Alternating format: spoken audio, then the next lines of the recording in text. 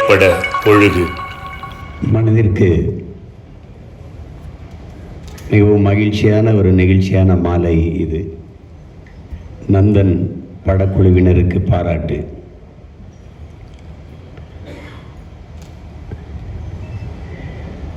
இந்த விழா நிகழ்வில் பங்கேற்று நம்ம எல்லாம் பெருமைப்படுத்தி இருக்கிற என்னுடைய அன்பிற்கும் பாசத்திற்கும் உரிய அண்ணன் தயாரிப்பாளர் ஞானவேல் அவர்களுக்கும், என்னுடைய அன்பு தம்பி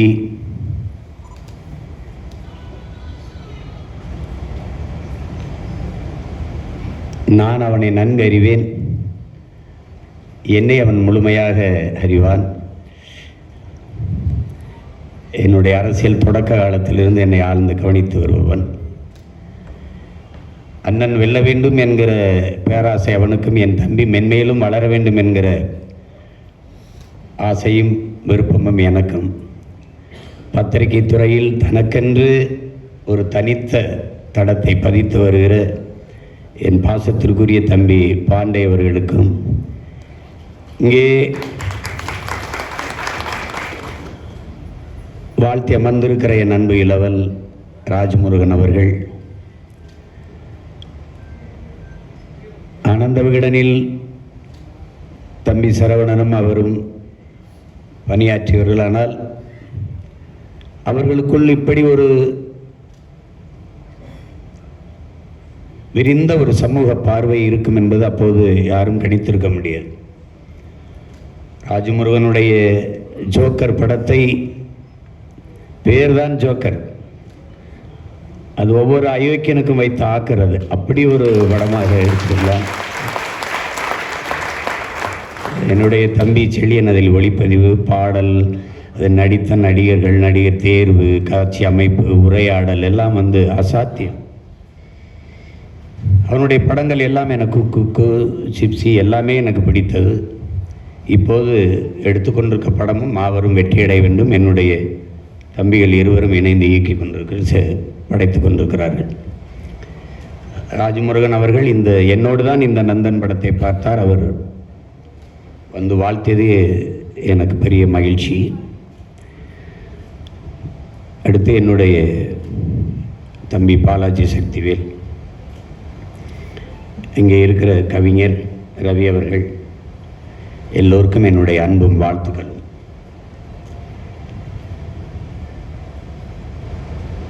இங்கே பாராட்டு விழா இந்த உடனே ஏதோ இது ஒருத்தர் சும்மா பெருமையாக பேசிக்கிறது அப்படின்னு நினச்சிக்க கூடாது. அதை ஐயா திருமுருக கிருபானந்த வாரியார் அவர்கள், பிறக்கும்போதும் மனிதனுக்கு பாட்டு, இறக்கும்போதும் மனிதனுக்கு பாட்டு, ஆனால் இடையில் அவனுக்கு தேவை பாராட்டு, பாராட்டு, பாராட்டு என்கிறார்.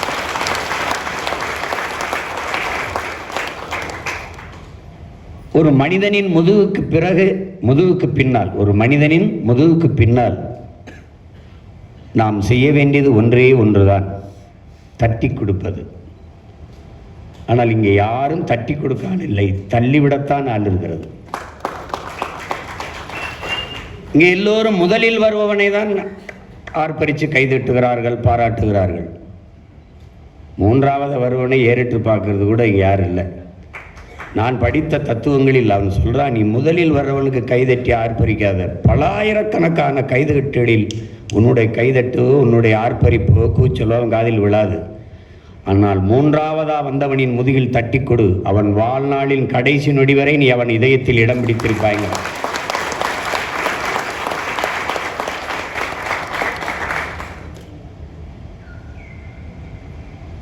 இந்த பாராட்டுங்கிறது என் தம்பி சசி, என் அன்பு இளவலுக்கு இன்னைக்கு பிறந்த நாள். என்னுடைய அன்பு நிறைந்த வாழ்த்துக்களை தெரிவிப்பதை நான் மகிழ்கிறேன். சொன்னால் அண்ணே நீங்கள் வேறு இடத்துக்கு போயிட்டாலும் இதை விட்டு போயிடாத அப்படின்னா, அதெல்லாம் அப்புறம் சொல்கிறேன். ஆனால் ஏன் நான் இதை செய்கிறேன் அப்படின்னு, நம்ம காதலிச்சு நேசித்த பெண் வேற ஒருத்தர் கல்யாணம் பண்ணிட்டு போனாலும் எங்கிருந்தாலும் நல்லா இருக்குன்னு நினைப்போம்ல. அது மாதிரி இந்த திரைத்துறையை தான் நேசித்து வந்து பல ஆண்டுகள் பட்டினியாக தெருவில் படுத்து ஏவிஎம் சுடுகாட்டிலெல்லாம் படுத்து அப்படிலாம் கஷ்டப்பட்டு வந்தது. பல நாட்கள் பசியவே உணவாக அருந்தி கொண்டு இப்படிலாம் இருந்தது இந்த திரைப்படத்தை துறையை நேசித்து தான். இப்போ என்னுடைய மனநிலை என் தம்பியில் பார்க்கும்போது எப்படி இருக்குன்னா, நான் சாதிக்க நினைக்கிறதையே நான் வாங்க நினச்ச கப்பை என் தம்பியில் வாங்கும்போது அது ஒரு மகிழ்ச்சியாக இருக்குது. அதுதான், அதனால தான் என்னுடைய உணர்வை என் தம்பி எடுத்துட்டாரா சரவணன்னு அவனை கொண்டாட தோணுது, கட்டி பிடிச்சிக்கிற தோணுது. அவ்வளோதான், அதுதான் இது. அது மாதிரி தான் இது. எப்படின்னா, தம்பி படத்தில் எங்கள் அப்பா மணிவண்ணனை ஒரு கதாபாத்திரமாக நான் வச்சுருக்கேன். அது எல்லாருடைய மனச்சான்றுக்கு அது ஒரு உருவம். அது நீங்கள் படம் பார்த்தீங்கன்னா தெரியும். எப்போ பார்த்தாலும் இந்த மாதவன் கதாபாத்திரத்தை அதை தூர நின்று அப்படியே பார்த்துக்கிட்டே இருப்பார். எங்கே இருந்தாலும் எல்லா இடங்கள்லையும். அவர் யாரோ ஒற்ற நண்பருக்கு நம்மளை கொலை செய்ய திட்டமிடாமல் இருக்குன்னா அவர் நண்பர்கள் சந்தேகப்பட்டு சுற்றி வளைக்கும் போது ஒரு பை வச்சுருப்பார், தோல் பை. அது கொட்டினா பெரிய பெரிய புரட்சியாளர்கள் புத்தகங்கள்லாம் கிடக்கும். பார்த்து இது பண்ணும்போது நீங்கள் யாரியா அப்படின்னோன்னா தள்ளி போய் கலங்கி சொல்லணும், நான் தான்டா நீ, நான் தான் நீ. அவங்களுக்கு ஒன்றும் புரியாது. ஏன்னா நான் தான் நீ தான் என்னவர் இப்படி சொல்லிட்டு இருக்காரு. அப்படி நான் தான்டா. பேருந்தில் போகும்போது பொண்ணுகள் கைப்பிடிச்சி இழுப்பான், இடிப்பான், அடிக்கணும்னு தோணும். ஆனால் குடும்பமும் கோர்ட்டு குறுக்க வந்து நின்றும். எதுக்கு பிரச்சனைன்னு பேசாமல் இறங்கி போயிடுவேன். எல்லாரும் போனால் நானும் போனேன். ஆனால் நீ போகலடா, நீ தட்டி கேட்டா ஏற்று கேட்ட, நான் தான்டா நீ. ஏன்னா நான் நினைக்கிறேன் நீ செய்கிற, நான் நினைக்கிறேன் நீ செய்கிற. அதே மாதிரி ஒருத்தன் பரிசு எடுத்துட்டு ஓடுவான், பணத்தை பறிச்சுட்டு ஓடுவான், தட்டி இப்போ விரட்டி போய் பிடிக்கணும்னு தோணும். நமக்கு எதுக்கு பிரச்சனை, எல்லாரும் போனால் நானும் போயிட்டேன். ஆனால் நீ போகலை. அப்போ நான் நினைக்கிறேன் நீ செய்கிற, நான் தான்டா நீ. அப்போ என் உணர்வின் உருவமடா நீங்கிறான். அந்த கதாபாத்திரம் அப்படி அது செய்யும். இங்கே எல்லாருக்குமே பிரச்சனை அதுதான், யார் செய்கிறதுங்கிறதான் பிரச்சனை. சுத்தம் சுகம் தரும்னு எல்லா சுகத்திலையும் எழுதியிருக்கு ராஜா, இறங்கி கூட்டுறதான் யாருன்னு தெரியல. இங்கே பிரச்சனையே அதுதான். அதில் என் தம்பி பார்த்தான், இறங்கி கூட்டிட்டான். அதனால நாமெல்லாம் கூடி நின்று அவனை பாராட்டுறான். அவ்வளோதான். இதில் இது அது வந்து செய்யணும், ஒருத்தன் செய்யணும். அதுதான் இங்கே இருக்கிறது. அதில் எனக்கு இந்த இது எப்படி வருதுன்னா, நான் பசும்பொன் படத்துக்கு கதை வசனம் என் தம்பி சொன்னது மாதிரி நானும் எங்கள் அப்பாவும் ஃபிஷர்மேன் கோ அப்படின்னு ஒரு விடுதி இருக்குது. அதில் போகும்போது 2 பேரும் ஓட்டி ஓட்டுநர் இது பண்ணுறாரு. நானும் எங்கள் அப்பா வந்து அதில் பாட்டு ஓடுது. எங்கள் அப்பா படங்கள்லாம் பார்த்துருப்பீங்கன்னா அந்த பாடலை அறிமுகப்படுத்தும் போது பேசிட்டே வருவார். அது எங்கள் ஐயா தான் எழுதி கொடுப்பார். கவி முத்தமிழ் பேரறிஞர் வைரமுத்து ஐயா எழுதி கொடுக்குறாரு. எழுதி கொடுக்கும்போது அதில் என்னென்ன சொல்லுக்குள் வார்த்தையை சுருக்கி வைக்கும் சூத்திரதாரி ஆக்கம் வாகாயத்தின் மறுபக்கத்தையும் கண்ணனின் கண்கள் தான் பார்க்கும். இதெல்லாம் எழுதி வச்சுருக்கும்போது எங்கள் அப்பாவை வந்து வைரமுத்து ஐயா எழுதி பாராட்டுறது, கண்ணன் அவர்களை பாராட்டுறது, ஐயா வைரமுத்து அவர் பாராட்டுறது, இப்படியே பேசிருக்கும்போது அப்போ சின்ன இதான் ஆள் தானே, நமக்கு இவ்வளவு முதிர்ச்சி இதுதானே இல்லை. கேட்கும்போது அப்பா இப்படியே நம்மளை இப்படி பாராட்டி பேசிக்கிறது இது நல்லா இருப்பாருக்கு அப்படின்னு நான் கேட்குறேன். மயனே அப்படிலாம் நினைக்கக்கூடாதுப்பா, நம்மளை நாமே பாராட்டிக்கிட தாண்டா, நம்மளை வேற யாரும் பாராட்ட மாட்டாங்கடா.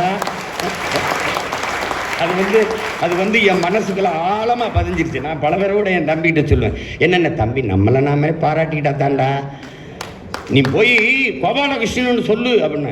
அவன் சொல்கிறேன், நான் தான் சொல்லிக்கிட்டு இருக்கேன், எல்லாம் ஊரில் சப்பானின்னு தான் சொல்கிறான்ற மாதிரி நம்ம தான் நம்மளை கோபாலகிருஷ்ணன் சொல்லணும். ஜூலியஸ் சீசர் என்ன சொல்கிறான், அடுத்தவன் வந்து உன் தகுதியை அறிவிக்கும் வரை நீ காத்திருக்காத, எழுந்து சொல்கிறான் நான் ஆக சிறந்தவன் என்று. அப்படி சொல்லிட வேண்டியதான் நம்ம. அது மாதிரி நம்ம சொல்லிட வேண்டியதான். அதில் எந்த பாராட்டுக்கும் தகுதியான படம். கலை இலக்கியத்தை போற்றாத சமூகம் உயர்வடையாது, பெருமை அடையாது, மேம்படாது. நம்முடைய வணக்கத்திற்குரிய ஐயா இறை என்பவர்கள் கலை இல்லாத ஒரு சமூகம், அதை எப்படி சொல்றாரு பாருங்க. அது மலை இல்லாத நிலம், இலை இல்லாத மரம், அலை இல்லாத கடல், தலை இல்லாத உடல். எது கலையை போற்றாத சமூகம். அது அலை இல்லாத கடல்ரா, தலை இல்லாத உடல்ரா. அதனால போற்றணும், கலை இலக்கியத்தை கொண்டாடணும். இங்கே அப்படி இல்லை. இங்கே நீண்ட காலமாக இந்த கம்யூனிச சித்தாந்தத்தில், இந்த திராவிட சித்தாந்தத்தில் இருந்தவர்கள், திராவிட சித்தாந்தம்லாம் திரையுலகில் இருந்து இந்த கம்யூனிசம் நம்ம முன்னோர்கள்லாம் நம்ம கற்றுக் கொடுத்தது என்ன தெரியுமா உனக்கு? கூத்தடிப்பேன், சினிமாக்கிற பைய, ஐயோ கூத்தாடி பைய, கவலையே சாக்கடை, இது இப்படியே பேசி பேசி எல்லாம் வெளியேறிட்டான். அந்த சாக்கடையில் உருண்டு பிறண்ட நாய் பண்ணி நிறையெல்லாம் நாடாண்டுட்டு போயிட்டுது. இதுதான் இங்கே இருக்க பிரச்சனை.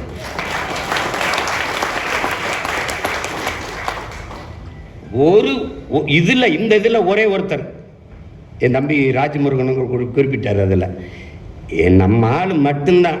இங்கே பாருங்க, திரைக்கலையும் பேச்சும் இராணுவத்தின் வலிமையான 2 படைப்பிரிவுகள். என்னை பக்கத்தில் நிற்க வச்சு சொல்றாரு, என் கையிலிருந்து வர துவக்கிலிருந்து வர தோட்டாவுக்கு என்ன வலிமை இருக்கும், அது உங்க வாயிலிருந்து வர ஒரு வார்த்தைக்கு இருக்கு. திரைக்கலையும் பேச்சும் இராணுவத்தின் வலிமை மிக்க 2 படைப்பிரிவுகள். ஒன்றை செய்ய ஒன்றையோ நீங்க விட்டுறக்கூடாதுன்றாரு. தொடர்ந்து செய்யணுங்கிறாரு. திரைக்கலை என்பது ஒவ்வொரு தேசிய இனத்தின் அழகிய கலை முகம், அறிவியலின் அழகான குழந்தை திரைக்கலை. அது அப்படி பிறந்தில் விட்டுற முடியாது. திரைப்படத்தால் ஒரு பெரிய தாக்கத்தை ஏற்படுத்திட முடியுமா அப்படின்னு நீங்க புறப்போக்கில் கேட்டு போகக்கூடாது. பூவை பூச்சோட வரும்போது நதியா வளையல், நதியா கொண்டை, நதியா சேலை, எத்தனை பேர் போட்டாங்க. என் தம்பி சேரன் எடுத்த ஆட்டோகிராஃப் அந்த படத்தில் வந்து ஆனா அவனால ஒரு சேலையை கட்டியிருப்பாங்க அந்த கதாநாயகி, அந்த கோபிகா. எத்தனை பெண்கள் அதே மாதிரி அந்த வடிவத்தில் வந்து ஆனா அவனை கட்டிட்டு போனாங்க. தாக்கம் ஏற்படுத்தாதுன்னு நம்ம சாதாரணமாக சொல்லிட முடியாது, அப்படியே சொல்லிட முடியாது. தேவர் மகன் ஒரு படம், அந்த படம் எதை சொல்ல வருது, படம் முழுக்க கதையெல்லாம் தூக்கி விட்டுரு, 2 மணி நேரத்தை விடு, 2 மணி நேரத்தை விடு. கடைசி தலையை வெட்டிடுறாரு அண்ணன் கமலஹாசன், நாசரன் தலையை வெட்டிடுறாரு, உருண்டு போச்சு. 6 பெரிய அருவாளை தூக்கிட்டு வர்றாரு. சாதாரண குலதெய்வம் கோயிலில் வச்சுக்க பெரிய அருவா, வீச்சு அருவா தூக்கிட்டு இப்படி வந்துக்கிட்டு இருப்பாரு. ஏற்ற மாதிரி பெரியத்தா போகுது, படத்தை மொத்தமாக கழிச்சு விட்டுரு. பெரியாத்தா போய்கிட்டு இருக்கும்போது அவர் அண்ணன் கமலஹாசன் உடம்புல ரத்தம், சட்டை எல்லாம் அப்படியே ரத்தம். இங்கே ஓடி வந்த அந்த கிழவி பெரியாத்தா, ஐயோ நான் கொடுத்த பாலெல்லாம் ரத்தமாக ஓடுதுன்ட்டான். இதை தாண்டி வன்முறையை வீழ்த்த ஒரு வார்த்தை கிடையாது. அவர் போகும்போது போங்கடா எத்தனை நாள் கிடா அருவா கம்பெடுத்து வெட்டிக்கிட்டே தெரியும், போங்கடா போய் காடு வர உழுது பிள்ளைங்கடா புள்ள குட்டியில் படிக்க வைங்கடான்னு அவரா, அதுக்கு தனியாக ஒன்றும் திறப்பான பதிவெல்லாம் கிடையாது, அவராக பேசிட்டு போயிட்டே இருப்பார். இதுதான் படம். இந்த படம் என்ன பாதிச்சிச்சு அப்படின்னு கேட்காது. எங்கள் அப்பா பாரதி ராஜா கருத்தம்மா படத்துக்கு அப்படி ராத்திரி படப்பிடிப்பு, எல்லாம் கூட்டம் ஊரே குடிப்படுது. 5-6 பேர் அருவாக்கம் படம் தும்முண்டு உள்ள ஓடிக்கிட்டு இருக்காங்க, கத்தி ஓடுறான். ஓடும்போது எல்லாம் ஒரே சத்தமான எல்லாம் படப்பிடிப்பு இருந்தால் எல்லாம் திரும்பி பார்க்குறாங்க. திரும்பி பார்க்கும்போது இவர் நிறுத்திட்டு, என்னங்க என்ன கூட்டம், என்ன இங்கே ஓடுறாங்களே என்ன பண்ண, இந்த பக்கத்தூரில் ஒரு கலவரம் சண்டை, ஊருக்கான அருவாக்கம் படுத்து ஓடிக்கிட்டு இருக்கியா அப்படின்னு. ஏன் நீங்கள்லாம் போகல அப்படின்னு.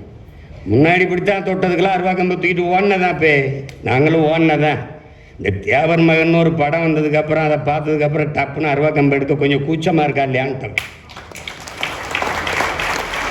அப்போ ஒரு கலைஞன், நீ சொன்னால என் தம்பி ஒருத்தனை மாத்தினா கூட அந்த படைப்பு வென்றுச்சுரா அப்படின்ட்டு. அதுதான் அந்த படம் என்ன சாதிச்சுன்ற பிறகு ஒரு ஊரில், அந்த ஒரு கிராமத்தில் அவர் ஒருத்தர் சொல்கிறார், ஒரு பாதிப்பு ஏற்படுத்தினா அப்போ ஒவ்வொரு கிராமத்தில் எத்தனை பேர் பாதிச்சிருக்குன்னு. அதை தான் சொல்கிறான் சேகுவாரா, வினையாற்றாத சொல் வீணுங்கிறான். வினையாற்றாத சொல் வீண். அதனால இந்த பேசணும், என்ன பாண்டே இப்படி பேசிட்டாரு, அப்போ தாக்கத்தை ஏற்படுத்திடுச்சு. என்ன ராஜமோகன் ஏற்படுத்தி இப்படி பேசிட்டாரு, ஒரு விவாதத்தை கிளப்பணும்டா, சரியா தவறா, அதான்டா பேச்சுக்க பலன். அதுதான் அப்படி ஒரு தாக்கத்தை நந்தன் படம் ஏற்படுத்திடுச்சு. நீங்கள் சின்லெஸ் லிஸ்ட்டு கருப்பு வெள்ளையில் படம் 4 மணி நேரம். அவன் யூதன், எடுத்தவன் ஸ்பீல்பர்க்கு யூதன். அவன் வந்து கடைசி அவன் முன்னோர்கள் நினைவிடத்தில் கல் வைக்கணும் எல்லாரும் வச்சுட்டு இருப்பான். அப்போ மெதுவாக அப்படி நகரும் கருவி, அப்படி கேமரா நகரும். அதில் அப்படி ஸ்பீல்பர்க் அப்படி விலைக்கு வந்து காட்டுவான். அவனும் ஒரு கல்லோட நிற்பான் வைக்க, ஏன்னா அவன் முன்னோர் சமாதி அது. அப்படி வைப்பான். வச்சுட்டு படம் விட்டு வெளியில் வரும்போது ஹிட்லருடைய தலைமுறை எல்லாரும் யாரோடும் பேசலை, தலை குனிஞ்சு போனான். நம்ம முன்னோர்கள் இவ்வளவு கொடுமையாக யூதர்களை கொண்டிருக்கானான்னு ஒரு தாக்கத்தை ஏற்படுத்திடுச்சு. அது மாதிரி தான் இது. அது மாதிரி நந்தனை பார்க்குற யாராவது ஒருத்தன் சக மனிதனை தாழ்த்தி வீழ்த்தி சுகங்காணுவது சி இது ஒரு இதா அப்படின்னு நினைக்கணும். அதுதான் இது. வந்து இங்கே பாருங்க, எவ்வளவோ பேர் போயிட்டான். இங்கே என் தம்பி கூட சொன்னான், என் தம்பி ராஜமுருகன். இங்கிட்டு இன்னொரு தம்பி சொல்கிறான், எங்கள் அண்ணனை நீங்கள் என்ன இப்படி டப்புன்னு கம்மின்னு சொல்லல. கோட்பாட்டு அளவில் கம்யூனிசத்துக்கே அடிப்படை எது? தமிழ் தேசியம்தான், தமிழனுடைய தத்துவம் தான். இன்னும் அதிகமாக பேர் மார்க்ஸ் பிறக்கிறதுக்கு கம்யூனிசம்ங்கிற கோட்பாடு பிறக்கிறதுக்கு முன்பு பிறந்தவன் நம்ம பாட்டேன் வள்ளுவ பெருமகனார். அவன் தந்தர்லிய மறைமொழி பிறப்பு ஒக்கும் எல்லா உயிருக்குங்குது. அவன் ஏன்டா எல்லா உறவுக்கும் பாடல? பகுத்துண்டு பல் உயிர்கள் ஓம்புக தாண்டி பொது உடைமை இங்க ஒன்றும் இல்லை, ஒன்றும் இல்லையே. காக்கை குருவி எங்கள் சாதி நீள் கடலும் மலையும் எங்கள் கூட்டம் நோக்க நோக்க கலியாட்டம் நோக்கும் திசையெல்லாம் யாமின்றி வேறில்லைன்ட்டான் பெரும்பாவளன் பாரதி. அதை தாண்டி இங்க என்ன இருக்குது? ஒன்றும் கிடையாது. அவன் மனுஷனையே வரலையே. காக்கையும் குருவியும் நம்ம ஜாதிடா. அதான் நான் சொன்ன, காக்கையெல்லாம் எந்திரிச்சு பாரதிய கண்டன தீர்மானம் போட்டுருச்சு, மாநாடு நடத்தி. பாரதி பதறி எந்திரிச்சிட்டான். ஏய் என்ன நான் உங்களை வெள்ளாதான பாசன் பண்ணப்பா, நீங்க ஏப்பா என்ன இப்படி திட்டுறீங்க அப்படின்னு. பாரதி நீ ரொம்ப தப்பா பேசிட்டா, புளி விட்ட நீ இப்படியே. நான் என்ன பண்ணேன் அப்படின்னு. நாங்கள் அப்புறம் அவன் ஜாதியா இருக்க முடியும்? ஒரு காக்க சத்தா 1000 காக்க கூடி கத்துவோமடா. நீ மொத்த இனமும் சத்ததுக்கு ஒரு பைய நீங்க அழலடா. நீங்க எப்படா என் ஜாதியில பிறந்திருப்பீங்க, நான் எப்படா உங்க ஜாதியா இருக்க முடியும்? பாரதி வெக்கி தலை குனிஞ்சு மறுபடியும் போய் கத்துட்டான். அது மாதிரி புதியதொரு உலகம் செய்வோம், கெட்ட போரிடும் உலகத்தை வேரோடு சாய்ப்போம்ங்கிறான். உலகம் தழுவி போறான் யாரா? பாரதிதாசன். பொது உடைமை கொள்கை திசையிட்டும் சேர்ப்போம், புனிதமோடு எங்கள் உயிரென்ற காப்போம் தான். பொது உடைமை கொள்கை நம்மளை விடவா? என் மொழி தெரியாதவன் அநாகரிகமானவன் யாரு? சீனா எந்திரிக்கிறான். அவன் அரேபிய எந்திரிச்சு என் மொழி தெரியாதவன் பிசாசுன்ட்டான். பிரிட்டிஷ்காரன் என் மொழி தெரியாதவன் ஊமைன்ட்டான். அவன் ஒன்றும் தெரியாத அவன் ஊமை பயிலுன்ட்டான். அந்த நேரம் எங்கள் ஊர் ராமநாதபுரம் காஞ்ச மண்ணில் பிறந்தவன், அந்த மணவாளம்பட்டியில் பிறந்த ஒரு மகிவாளம்பட்டியில் பிறந்த கனியன் பூங்குன்ற எந்திரிச்சு இருகரமும் வீசிட்டான். யாதும் ஊரே யாவரும் கேளீர்ன்ட்டான். எங்கள்ல இருந்து வந்ததான் கம்யூனிசம், பொது உடைமை, சித்தாந்தம் எல்லாம் வாடா அப்படின்னு. அதை தான் என் தம்பி சொல்கிறான். ரெண்டு ஒன்று தான். தேசிய இனங்களின் உரிமைக்கு நிற்காதவன் ஜனநாயகவாதியாகவே இருக்க முடியாதுங்கிறார் லெனின். அடிப்படையில் அவன் ஜனநாயகவாதியாகவே இருக்க முடியாது, அவன் எப்படா கம்யூனிஸ்டா இருக்க முடியும்ட்டு சொல்லிருக்காருல்ல. இதை சொல்லாத நீ. இதை சொன்னீங்கன்னா கோச்சுப்பாங்க நம்ம ஆளுங்க. லெனின் சொன்னதெல்லாம் இப்போ நாங்கள் பொருத்த முடியாதுன்னு. லெனின் சொன்னதே பொருத்த முடியாதுன்னா நீங்கள் சொல்றது எங்கே போய் பொருத்துறதுன்னு அதை விட்டுருவோம். ஏன்னா அது நாங்கள் நடந்து வந்த பாதை, அதனால் அதெல்லாம் அதை விட்டுருவோம். இப்போ இதில் என்னென்னா, இதில் ஆழ்ந்து கவனிக்க வேண்டியது ஒன்று சொல்வதற்கு இங்கே பேசிய எல்லாம் என் தம்பி எல்லாம் சொன்னாங்க. என் தம்பி ராஜமுருகனும் வணிக படைப்பை செய்யணும்னு இல்லை, அதே மாதிரி என் தம்பி பாலாஜி சக்திகளும் பெரிய வணிக படங்களை எடுக்கணும்னு இல்லை. அதை எடுத்த எல்லாத்துலேயும் ஒரு சமூக பார்வை இருக்கும். ஒவ்வொன்றும் அப்படிப்பட்ட படைப்பாளிகள் தான் இங்கே இருக்கிறாங்க. இப்போ அதில் சரவணனை எடுத்து பார்க்கும்போது, நீங்கள் அப்படி பார்க்கும்போது இப்போ நிறைய கவிதைகள் எழுதி வர்றோம், எல்லாமே கவிதைன்னு தான் பேர். ஆனால் சில கவிதை பளிச்சுன்னு இருக்கும். அது மாதிரி எத்தனையோ பாடல்களை எழுதியிருக்கிறாரு பாரதி. எத்தனையோ இந்த பாரதியில் இப்போ பாரதிதாசன் எவ்வளோ எழுதியிருக்காங்க. ஆக சிறப்புன்னு ஒன்று இருக்குல்ல, அதில் முந்தைய படங்களை விட இது நின்று இவ்வளோ நேரம் பேசுகிறோம்னா இது ஆக சிறப்பாக ஒரு பெரிய தாக்கத்தை அவசியமான ஒரு படைப்பாக இது வந்துடுச்சு. அதனால தான் இது இந்த நகர விட மாட்டேங்குது. நந்தனை விட்டு நம்மளெல்லாம் நகர விட மாட்டேங்குது. எந்த ஊரில் இருந்தாலும் எவ்வளோ வேலை இருந்தாலும் தம்பியை கூப்பிட்டு பாசணும். இந்த படம் எவ்வளோ முக்கியமான படம்னு அவனுக்கு முதல்ல சொல்லணும். படத்தை யோசிக்கிறது பெருசு இல்லை, படத்தை சொல்கிறான், யாரும் தயாரிக்கலை, என்ன பண்ணலாம், நம்மளே எடுத்துருவோம், துணிஞ்சு எடுத்துருவோங்கிற முயற்சி இருக்குல்ல, அதுக்கு தான் இந்த பாராட்டு.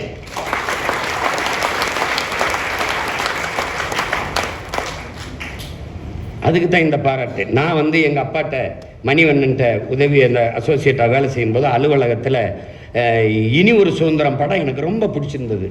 இனி ஒரு சுதந்திரம் படம். அதில் எங்கள் அண்ணன் சத்யராஜ் ஒரு தாழ்த்தப்பட்ட இளைஞனாக இருந்து படித்து காவல்துறையாக ஆசிரியர் இருக்குதுன்னு உடையை கழட்டி போட்டு ஒரு டவுசரோடு போகிற அந்த காட்சியெல்லாம் எனக்கு ரொம்ப பிடிச்சது, ரொம்ப பிடிச்சிருந்தது. அப்போ அதை அண்ணன் சிவகுமார் விடுதலை போராட்ட தியாகியாக வருவாங்க. இதில் அந்த படத்தை பற்றி எங்கள் அப்பாட்ட பேசிட்டே இருக்கும்போது அவர் பாட்டுக்கு ஏதோ எழுதிக்கிட்டு இது பண்ணிக்கிட்டு அப்படியே கேட்டுக்கிட்டே இருந்தார். திடீர்னு ரொம்ப பேசுகிறானே அப்படின்னு, இவனை எப்படி நிறுத்துறதுன்றீங்க, வாடா வாடா அப்படின்னு கூட்டிகிட்டு போய் நூலகம், அவர் அலுவலகத்தில் இப்போ நூலகம் ஒரு இது பண்ணி படம் போட்ட ஒரு லேமினேட் பண்ண ஒரு இது இருக்குது, சீல்டு மாதிரி, அதை எடுத்து நீ சொல்லி நேரம் பேசிட்டுருந்தா அந்த படத்தை எடுத்ததுக்கு இருக்கிற ஒரே ஒரு இது பெருமை இது ஒன்று தாண்டான்னு. அந்த படத்தை பாராட்டி ஐயா பாலச்சந்தர் கைப்பட எழுதின கடிதம் இவ்வளோ தாண்டா அந்த படத்தில் மொத்த பணம் போச்சுடா அந்த படத்தில் அவர் எழுதி இந்த பாராட்டு ஒன்று தான். என்ன பதில் நினைக்கிறீங்க? இது போதும்டா எனக்கு, அந்த படத்தை எடுத்ததுக்கு இது போதும் முடியும். பணம் எப்போ வேணாலும் சம்பாதிக்கலாம், அது எப்போ வேணாலும் சம்பாதிக்கலாம் அது.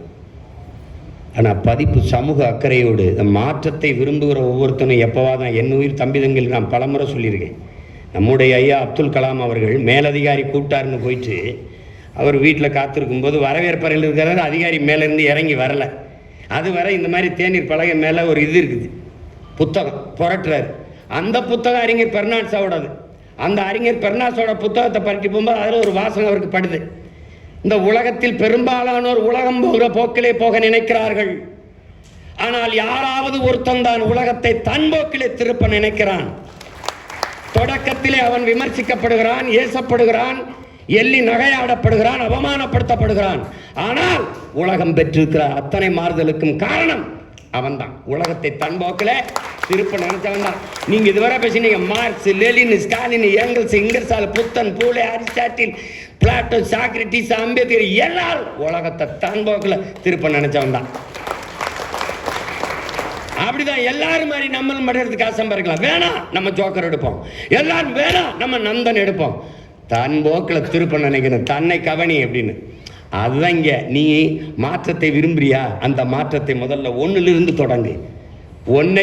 உனக்குள்ள எந்த மாற்றத்தையும் ஏற்படுத்தாத முடியாத உன்னால் சமூக மாற்றத்தை ஏற்படுத்த முடியாது. சும்மா மானுடனேயும் சக மனிதனின். இங்க பாருங்க, உலகத்திலே உயர்ந்த மனிதன் எவன் என்ற கேள்விக்கு பதில், எவன் கீழே விழுந்து கிடக்கிறானோ அவனை தூக்கி விடுவதற்கு எவன் குனிகிறானோ அவன் தாண்டா உலகத்திலே உயர்ந்த மனிதன். கீழே விழுந்து கிடப்பவனின் காயத்தை ஒருத்தன் கை நீட்டி தடவுறான் பாரா, அவன் தாண்டா உலகத்திலே தலை சிறந்த மனிதன். அந்த எண்ணம், அந்த சிந்தனை, அந்த காயத்தை துடைப்பதற்கு கை நீட்டிய கை என்னுடைய தம்பி சரவணன் கை என்பதில் எனக்கு மகிழ்ச்சி, பெருமை. ஐயா வைகுந்தர் சொல்றாரு, தாழ கிடப்பவனை தற்காத்து நிற்பதாண்டா தர்மம்ங்கிற.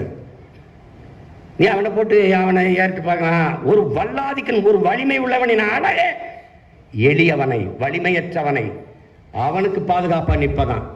திக்கற்றவனுக்கு திசை காட்டாதவன், வாயற்றவனுக்காக பேசாதவனும் அடிமைதான். அப்ப உரிமை இழந்து அடிமையா நிக்கிறவனுக்காக பேசாதவனும் நம்மள அடிமைதான்.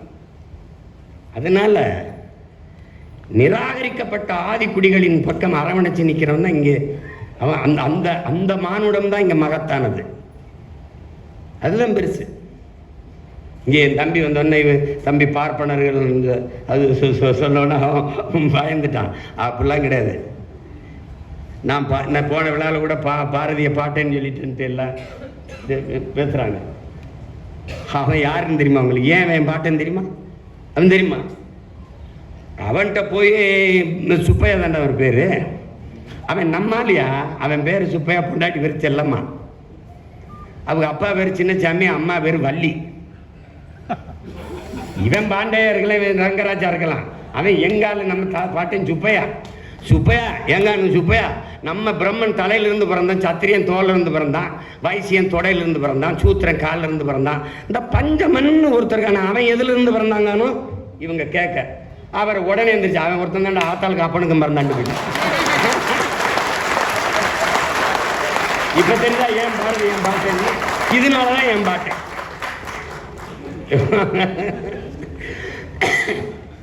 கழுத அக்ரஹத்துக்குள்ள வரக்கூடாதியா. கழுதையை தூக்கிட்டு பாட்டு போயிட்டு வந்துட்டாங்க. கனகலிங்கனும் பறையனை கூப்பிட்டாங்க. இன்னே வாடா குளிரா, இந்த பூணூலை போடுறான், இன்னையிலிருந்து நீ ஐயன்டா போட. யாரா போட்டது? அங்கே சுப்பிரமணிய பாரதி போட்டான் பூணூல் போய் சொல்றான். அதனாலதான் நம்ம பாட்டை பாரதிய கொண்டாடாத தமிழ் சமூகம் விளங்காதுரா, விளங்காது, உருப்படாது. இவன் கைவிட்டுருவான், இவன் பாரதாசனை கைவிட்டான். ஏன் வென்று வருவான் திராவிட காலைன்னு பாடும்போது எங்காலு அப்படி எங்காலு. ஆனா திருப்பி நறுக்குவோம் பகையின் வேர் சிறுத்தை பெருங்கூட்டம், நாம் தமிழர் நாம் தமிழர் என்று முரசனை வாங்கிட்டான். அதோட கதை கந்தலாயிடுச்சு, அவர் எதிரி ஆயிட்டாரு. அப்படித்தான் பாரதி. பாரதி வந்து என்ன என்ன என்ன பாரதி அன்னைக்கு கூட என் தம்பிகிட்ட தெரியுது சரவணட்ட, என்னென்ன இன்னும் தூங்காமல் இருக்கீங்க அப்படின்னு. எங்கள் ஆளுகள்லாம் படுத்து கிடக்கிறான், நான் முடிச்சுக்கிட்டு இருக்க வேண்டியது இருக்குது. அதனால் அம்பேத்கர்கிட்ட போய் கேட்குறாங்க, எல்லா தலைவர்களும் தூங்கிட்டு இருக்கும்போது நீங்கள் மட்டும் முடிச்சதாக படித்து எழுதிக்கிட்டு இருக்கீங்கன்னு. அவங்க ஜனங்கள்லாம் முடிச்சுக்கிடுச்சு, அவங்க தூங்குறாங்க, என் ஜனம் தூங்கி கிடக்கு, நான் முடிச்சுக்கிட்டு இருக்கேன்ட்டு. அது மாதிரி நம்ம பாட்டன்ட்ட போய் என்ன பாருது, எல்லாம் பாடிட்டா, காதலை பாடிட்டா, வீரத்தை பாடிட்டா, அதை பாடிட்டா, எல்லாம் பக்தி பாடிட்டா, இது எது இந்த தாலாட்டு மட்டும் நீ பாடலையே அப்படின்னு. அது முடிச்சுக்கிட்டு இருக்கணும் தானே தூங்க வைக்க பாட்டு வேணும். என்ன ரொம்ப ஆண்டுகளாக தூங்கிட்டு தான் இருக்கான், பல ஆண்டுகளா. இவனை உசுப்பத்தான் பாட்டு வேண்டி கிடக்குது, அதில் எதுக்கு போய் தாலாட்ட பாட சொல்கிறாங்கன்னு போயிட்டு. அப்படி அவன் பார்க்க முழுக்க எழுச்சி பார்க்கலாம் இருந்ததுக்கு காரணம் தான். நந்தன் வந்து அது சாதியை தாடுது, அவர் கற்பனை என்னமோ சரவணையன் தம்பி வந்து கற்பனையில் ஒரு படத்தை எடுத்து நடக்குதப்பா, நடக்குது. இதெல்லாம் நடக்குதான்னா இன்னுமா அங்கே சாதி இருக்குன்னு கேட்டால் நீ வேற கிரகத்திலேருந்து இதை இறங்கி வந்திருக்கான்னு நினைக்கிறேன். நெல் எந்த மரத்தில் விளையுதுன்னு கேட்டில்ல, அந்த கூட்டத்தில் சேர்ந்திருக்காங்க நீ. உன்னையெல்லாம் நீ அறிவையும் ஆரையும் திரைப்படத்தில் பார்க்குறவனுக்கு உங்கள்கிட்ட ஒன்று நான் பேச்சு புரிய முடியாது தம்பி. அறியாமல் இருக்கிறவனுக்கு போதிக்கலாம், பொறாமையில் இருக்கிறவனுக்கு ஒன்றும் பதிக்க முடியாது. நீ வா, கொஞ்சம் கீழே இறங்கு, ரெக்கையை கட்டிய தேவதூதர்கள் மாதிரி பறந்துக்கிட்டு இருக்காத, கீழே காலை வை, வந்து எங்களோட பாரு எப்படி இருக்குன்னு பாரு. அதை நீ புரிஞ்சுக்கிட்டு பேசணும். இதெல்லாம் அப்படிலாம் நடக்குமாங்க, இப்படிலாம் இருக்குதாங்க அப்படின்னு. இருக்குது இருக்குது. புரட்சியாளர் அம்பேத்கர் அவர்கள் இழந்து அவர் என்ன சொல்றாரு பாருங்க. ஏய், அந்த இடத்துல கூட சொன்னேன், என் தம்பி சமுத்திரக்கனி பேசுகிற இடத்துல கொஞ்சம் முன்னாடினா நான் இதெல்லாம் சேர்த்து, ஆடுகள் கோயில்களில் ஆடுகளை தாண்டா பலியிடுகிறார்கள், சிங்கங்களை அல்லங்கிறாரு. இழந்து விட்ட உரிமைகளை பிச்சை கட்டு பெற முடியாது, போராடித்தான் பெற்றாகணுங்கிறாரு. போராடித்தான் பெற்றாகணும். அதை தான் இந்த படம் போதிக்குது. நந்தன் படம் நீ இப்போ சொன்னல, ரெண்டே வரி இல்லாதுன்னு. இப்போ என் படத்தில் தம்பி படத்தில் என்னென்ன படம் அப்படின்னு என்னென்னமோ எடுத்து பார்த்தேன். வன்முறையாளன்னு கட்டமைக்கிறான். இப்போ எங்கள் தலைவர் கட்டமைச்ச மாதிரி ஒரு அரச பயங்கரவாதத்தை எதிர்த்து தன் இன மக்களை தற்காத்து தூக்குன ஆயுதத்தை பயங்கரவாதம்ங்கிறான்.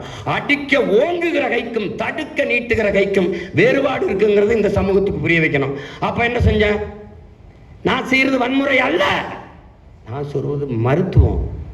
இதயம் நோய் விட்டு போச்சுனால் அறுவை சிகிச்சை வன்முறையா? அது மருத்துவம். அதை தான் அவன் என்ன சொல்றான், என்ன செய்ய சொல்ற, இங்க சைலன்ஸ்ங்கிறதே சத்தமா தான் சொல்ல வேண்டியது இருக்குன்னு. அதுதான் இந்த ஒரு உரையாடல் தான் படம். அது மாதிரி என் தம்பி இருக்கான் பாருங்க. இப்ப நந்தன் படம் என்னன்னு, செருப்பு அப்படி காட்டிக்கிட்டே வரேன். அது செஞ்சிருக்கலாம்ங்க. எது முற்போக்கு, எது சீர்திருத்தம், எது மாறுதல்? இதாங்க மாறுதல். கோயிலை காட்டணும், நிறகுடத்தோட வரணும், பொங்க வரணும், அப்படின்னு பாலை கறக்கணும். இதெல்லாம் ஒரு ஒரு ஒரு பழக்கம். ஆங்கிலத்தில் சென்டிமெண்ட்டாக படம் தொடங்குதுங்க. நல்லா ஓடுங்க, நல்லா ஓடிடும். இது ஒரு நம்பிக்கை, காசு போடுறவனுக்கு ஒரு நம்பிக்கை. ஆனால் செருப்பை காட்டுறப்பீங்க, செருப்பு பேசுதுங்க.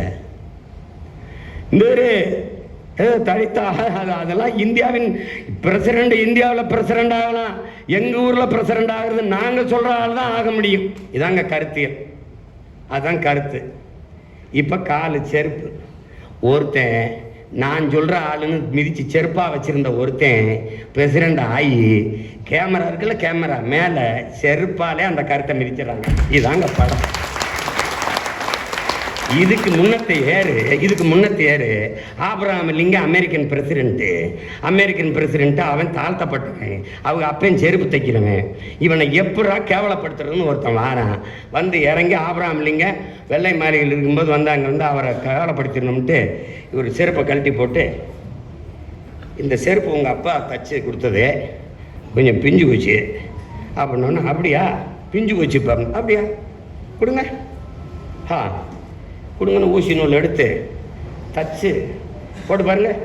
எங்கள் அப்பா இறந்து எவ்வளோ நாள் ஆச்சு, அவர் தச்ச செருப்பு எவ்வளோ உறுதியாக இருக்கு பார்த்தீங்களா, எவ்வளோ உறுதியாக இருக்கு.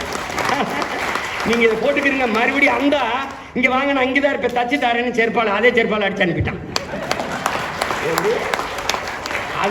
அதுதான் அந்த இந்த கருத்திற்கு பாருங்க ஆபிரகாம் லிங்கம் பேசுனது. அதை தான் அந்த படம் சொல்லுது. எந்த கருத்து, எந்த செருப்பா நீ கருதினியோ என் உரிமையை, என் உணர்வை, அதே செருப்பால பிரசிடண்ட் ஆகி வந்து கேமரா கீழே இருக்கு, கேமரா மேலே செருப்பில் மிதிச்சுட்டான் சச்சி. படம் முடிஞ்சிருச்சு. அதுதான் அது நீங்கள் அது பாருங்க எப்படி இப்போ அந்த படத்தில் என்ன சுருக்கம் என்ன சொல்கிறாரு, ஆள்றதுக்கு தான் அதிகாரம் நினச்சிக்கிட்டு இருந்தோம்டா, வாழ்றதுக்கே அதிகாரம் தேவைப்படுது. இதுதான் படம். நீங்கள் இது இந்த சாதி என்னதான்னு சில பேசுவான், சாதியை பெருமையாக இருக்கும்பா, சாதி தான்மா. அது மறுபடியும் அந்த வாரியை போட்டுக்க பாருங்க. இதையெல்லாம் அண்ணல் அம்பேத்கர் கருத்துன்னு தான் நினச்சிக்கிட்டான். சாதிதான் சமூகம் என்றால் வீசும் காற்றில் விஷம் பரவட்டும் சொன்னது அண்ணல் அம்பேத்கர் தான். நிறைய பேர் அம்பேத்கர் அவர்கள் சொன்னது போலன்னா கடைசியாக எழுதுனது நம்ம கவிஞர் பழனி பாரதி அவர்கள். அதனால அதை நான் திருப்பி அந்த கருத்தை பதிவு செய்கிறேன். இங்கே சரியானது வென்றே தீரும்னு போட்டேன். அது என் தம்பி படத்துக்கு நான் போட்டது. சேகுவாரா சொன்னது சரியானது வென்றே தீரும்னு. ஏன் என் தம்பி சரவணனை நான் தூக்கி கொண்டாடுறேன்னா அவனுக்கு முன்னத்தி ஏறுனான். அவன் என் தம்பி, நான் அண்ணன். எப்படி அண்ணன்? நான் தம்பி படத்தை எடுத்துட்டேன், படம் எடுக்க காசு இல்லை, தயாரிப்பாளர் எங்கன்னு தெரியல. என் தம்பி மாதம் கொண்டு இழுத்து விட்டு எங்கே போயிட்டான் போ, தயாரிப்பாளர் அமெரிக்காவில். அப்பப்போ எங்கள் மாமா தமிழ் முழக்க சாமியில் மீது 10,000 20,000 30,000 கொடுப்பாரு. அதை வச்சு படத்தை எடுத்துக்கிட்டு முடிச்சிட்டோம். படம் ஓடிடுச்சு. ஒரு பாராட்டு கூட்டம் எடுக்கிறது. நம்மளை யார் பாராட்டுவா? நம்மளை யார் பாராட்டு? நம்ம அப்போ முதலமைச்சரும் இல்லை, அமைச்சரும் இல்லை, ஒன்றும் இல்லை. நம்மளை யார் பாராட்டுவார்? நம்ம இல்லை ஏதாவது கோட்டுக்கு மேலே 10 ரூபா போட்டு விற்று ஏதாவது கமிஷன் வாங்கி ஜெயிலுக்கு போயிட்டு வந்தாலும் ஏதாவது பட்டாசு வெடித்து பாராட்டுறதுக்கு வாய்ப்பு ஒன்றும் இல்லை. அப்போ என்ன பண்ணுறாங்க, நாங்களே சூருட்டி அடித்து நாங்களே ஒட்டி OMCயில் என்னோட பயிற்சி இருக்குது. எங்கள் அண்ணங்க பேர் வேணாம், அது வீணான சிக்கல். அவங்க பேரில் இப்போ சொல்ல வேணாம். அவங்க தம்பி ஒரு படம் எடுத்துக்க, அவனுக்கு ஒரு பாராட்டு விழா அப்பன்னு சொல்லிட்டு அப்போ அவங்களாம் நடத்துனாங்க. அன்னைக்கு எனக்கு 2 அண்ணங்க 3 அண்ணங்க இருந்தாங்க. இன்னைக்கு என் தம்பிக்கு நான் ஒரு அண்ணன் இருக்கேன், பாராட்டுறேன். அவ்வளோதான். அந்த அண்ணங்க பணத்தில் வலிமையாக இருந்தாங்க, இந்த அண்ணன் மனத்தில் வலிமையாக இருக்கு, பாராட்டுறேன். அவ்வளோதான். வேற நம்மளால் முடிஞ்ச என்ன பாராட்டு, நல்ல பாராட்டணும். பூமி தாய் ஒரு பந்தயம் 9 முறை எழுந்து விழணும், 10 முறை எழுந்து விழணும். 9 முறை எழுந்துட்டான், 9வது முறை விழுந்து கிடக்கிறான், கீழே கிடக்கிறான். அவனால் முடியல. இந்த பூமி தாய் நெத்தியில் முத்தமிட்டு, எழுந்துரு மகனே எழுந்துரு, ஏற்கனவே நீ 9 முறை எழுந்தவன் தானேன்னு எழுப்பி விடுறான். அப்படித்தான் நம்ம பிள்ளைகளை ஆறா உன்னால் முடியும்டான்னு சொல்லணும். அதனால தான் இந்த பாராட்டு நிகழ்வை நம்ம நடத்துகிறோம். சாதி என்னென்ன சாதி அவ்வளோன்னு, சாதி மானுட சமூகத்தின் மிகப்பெரிய ஒரு எதிரி, பிரித்து தள்ளிடுது. குறிப்பாக அதில் நமக்கு தமிழ் சமூகத்திற்கு இவ்வளவு பெரிய வீழ்ச்சிக்கு காரணம் சாதி தான். இதெல்லாம் பாருங்க, இருட்டறையில் உள்ளதடா உலகம், சாதி இருக்கின்றது என்பானும் இருக்கின்றானே தமிழான்னு வருந்தி பாடிட்டாரு புரட்சி பாவலர் பாவேந்தன் பாரதிதாசன். அதை யோசிச்சு பாருங்க. தமிழுக்கு அமுதென்று பேர், அந்த தமிழ் இன்பத்தமிழ் எங்கள் உயிருக்கு நேர்னு பாடிய புரட்சி பாவலன் சாதி ஒழித்தல் ஒன்றுன்னு தான் முதல்ல பாடுறாரு. தமிழ் வளர்த்தல் ஒன்று, சாதி ஒழித்தல் மற்றொன்றுன்னு பாடியிருக்கலாம். சாதி ஒழித்தல் ஒன்று, நல்ல தமிழ் வளர்த்தல் மற்றொன்று. பாதியை நாடு மறந்தால் மற்ற பாதி துலங்குவதில்லை. சாதியை பிணிப்பற்ற தோலை பாருங்க, சாதி பிணிப்பற்ற தோலே சாதி கடந்த அந்த ஏரி நல்ல தண்டமிழ் நீரை ஏற்கும், சாதி பிணிப்பற்ற தோலே தண்டமிழ் வாழை தூக்குங்கிற. அது எவ்வளவு பெரிய கொடியதுன்னு நீங்க பாத்துக்கணுங்க. உங்களுக்கு ஒன்று சொல்றேன் பாருங்க, இங்க எப்படி தமிழ் சமூகம் வீழுதுன்னு பாருங்க. அதிகாரமற்று அடிமையா எப்படி நிற்குன்னு பாருங்க. தமிழன் எவன் வந்தாலும் சாதி கேட்பான், நோய். தமிழன் இல்லாத யார் வந்தாலும் அப்படியே தலைமை ஏற்பான், அது பெரிய நோய். நீங்கள் தமிழ் சமூகத்தில் பெரும்பாலான சமூகம் இங்கே இருக்கிற பெரிய சமூகங்களில் சாதிய பாகுபாடு இருக்குது. இந்த சாதியை நிறுத்தினா இந்த சாதி வாக்கு செலுத்தாது, இந்த சாதியை நிறுத்தினா இந்த சாதி வாக்கு செலுத்தாது. அப்படிங்கும்போது தமிழர்களுக்கு என்று அரசியல் வலிமையோ அதிகார வலிமையோ வராதனால உரிமை இழந்து உணர்வை இழந்து உரிமை இழந்து உடைமை இழந்து உயிரை இழக்கிற நிலைக்கு தள்ளப்பட்டுருச்சு. இது எப்படி பிளக்குன்னு பாருங்க. ராமேஸ்வர மீனவன் சுட்டு வீழ்த்தப்பட்டு செத்தால் நாகப்பட்டினம் கன்னியாகுமரி மீனவன் அழுவதில்லை. இங்க என்னென்ன பிரச்சனை? விவசாய பிரச்சனை விவசாயி தான் பார்த்துக்கணும். போக்குவரத்து தொழிலாளி தான் போராடணும். ஆசிரியர் பெருமக்கள் ஆசிரியர் தான், மருத்துவர் தான், செவிலியர் தான் போராடணும். அங்கதான் நாங்க வீழ்ந்தோம் என்று தெரிந்த பிறகு எழுந்தோம் என் உடன் பிறந்தார்களே. அங்கதான் என்ன, இது மீனவன் பிரச்சனை இல்லை, மாணவன் பிரச்சனை இல்லை, உழவன் பிரச்சனை இல்லை, இது என் இனத்தின் பிரச்சனை என்று எழத் தொடங்கினான். அன்னைக்குதான் இந்த சிக்கலை கவனிக்க ஆரம்பிச்சான். பிளந்து பிரித்து தள்ளிடும், உன்னை வலிமற்றவன் ஆக்கிறோம். அது சாதி. இப்ப என்னதான் செய்யலாம்? ஒரே பார்வைதான் என் உடன் பிறந்தார்களே. நந்தன் திரைப்பட விழாவில் கூட இதை நான் பேசலேன். நான் ஒரே பார்வைதான், புதிதா ஒண்ணு வகுத்துக்காத. அண்ணல் அம்பேத்கர் சொன்னதுதான், நான் யாருக்கும் அடிமை இல்லை. இதை நல்லா எழுதிக்க, இதை வச்சுக்க, கவனத்தில் வச்சுக்க. அதுபோல எனக்கு யாரும் அடிமை இல்லை. இவ்வளவுதான் நீ ஏற்றுக்கொள்ள வேண்டிய கோட்பாடு. ஐயா பெரியார் சொன்னதை நல்லா கேட்டுக்க. தான் உயர்ந்த சாதி என்று எண்ணிக்கொள்கிற பெருமக்களே, உங்களுக்கு கீழே தாழ்ந்த சாதி யாரும் இல்லை என்று எண்ணிக்கொள்ளுங்கள். அவ்வளவுதான். சமூகத்தில் எந்த பிரச்சனையும் கிடையாது. அவ்வளவுதான். நீ செருப்பை இப்படி வச்சு நடந்திருக்கிறியா? குனிஞ்சு தண்ணி குடிச்சிருக்கிறியா? அதெல்லாம் நீ அனுபவிச்சிருந்தா தெரியும். அப்போ அது பேசி பயன் இல்லை. அது சும்மா இது ஏதோ சொல்கிறாரு, இது ஏதோ பேசுகிறாங்க, இப்படிலாம் நடக்குமான்னு நீ இருக்க முடியாது தம்பி. அப்படிலாம் இருக்க முடியாது. இவ்வளையும் ஆவேசமாக சீமான் பேசுவார், கோபமாக பேசுவார், அப்படி பேசுவார், இப்படி பேசுவார்னு. வலி தம்பி, வலி. ஏசி அறையிலிருந்து சிந்திச்சு கட்சி தொடங்கணும் இல்லை, சிறையிலிருந்து சிந்திச்சு கட்சி தொடங்கினாங்கனால அது அப்படி தான் இருக்கும். அது உனக்கு புரியாது. அந்த வலியை உணர்ந்தாதான் தெரியும். அப்போ அது எப்படின்னு பாரு. ஆனால் அம்பேத்கருடைய கோட்பாடை ஏன் நம்ம அம்பேத்கரை ஒரு சாதிய குறியீடாக சொல்கிறத நம்ம ஏற்கலை? எங்கள் தாத்தா முத்துராமலிங்கத்தை ஒரு சாதிய குறியீடாக சொல்கிறத ஏன் நம்ம எதிர்த்து மறுக்கிறோம்? அது காரணம் இருக்கு. இதே ஐயா வைத்தியநாத ஐயர் தெரியும், வரலாறு தெரிஞ்சவங்களுக்கு.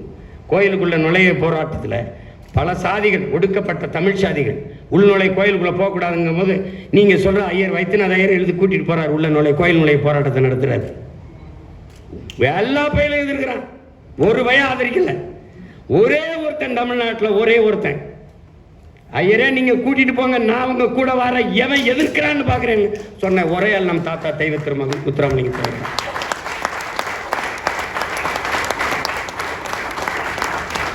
எவ்வளவு விதம் சொல்லி பாருங்க. சாதிய எண்ணம் கொண்டவன் அரசியலுக்கு வந்தால் நாடு நாசமாகி விடுங்கிற. சாதிய சிந்தனை கொண்டவன் இறைவனை வழிபடவே அருகதையற்றவன். உன்கிரகை உயர்ந்தது, உழைக்கிறகை தாழ்ந்தது என்கிற எண்ணம் எவருக்கும் வரக்கூடாது.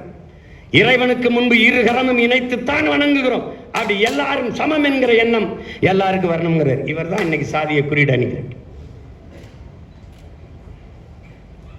சாதி ஒழித்தல் ஒன்று அப்படின்னு பண்ணல. கடவுள் வரி, சமய வரி, எண்ணல் நீங்க தமிழுக்கு நோய் நோய் நோயே, இடை வந்த சாதி எனும் இடர் ஒழிந்தால் ஆளுதனம் தாய் தாய் தாயங்கிறான். தமிழ் தாய் ஆளுமுழங்கிறான். அவன் தான் இன்னைக்கு முதலியார் சங்கத்தில் குறியீடா இருக்கான் பாரதிதாசன். என்ன சொல்ற இது கால் இதுல கொடுமைப்பா.